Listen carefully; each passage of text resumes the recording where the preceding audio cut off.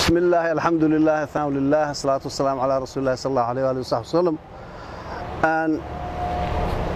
howlgalladii dalka ka socday gaar ahaan dowlad goboleedyada Hirshabeelle iyo Galmudug wali sidii bay u socdaan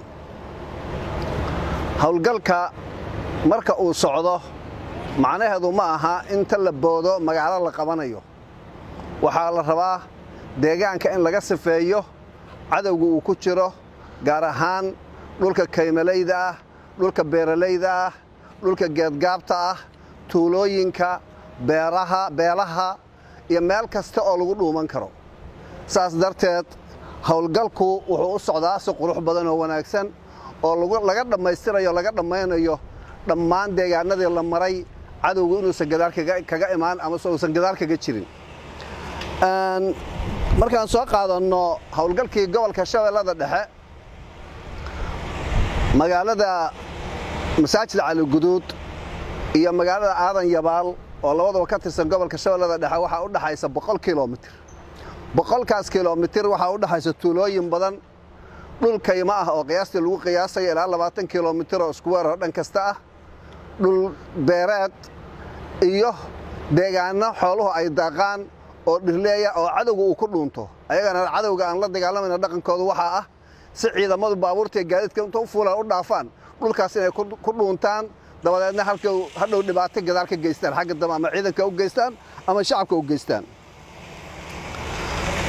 howlgalladii maalmahan socday ciidanku wuxuu saaka la wareegay magaalada la yiraahdo Guulane waa magaalo weyn oo hadda u dhiganta inay degmo noqoto laakiin waqti hore aan degmo ahayn dadkuna aad u degan yahay waxa kale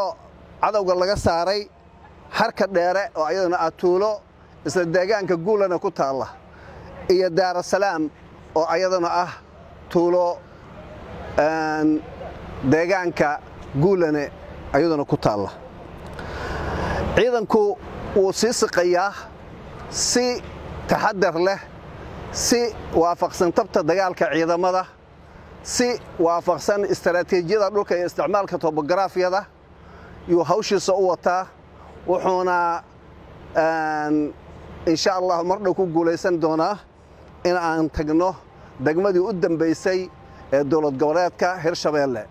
dabadeedna aan waajibaadkayada labaad ee saddexaad iyo labaad ka bacdi u gudubno insha Allah taala hadda maanta intaas aanu ku soo wargelinay waa guul wanaagsan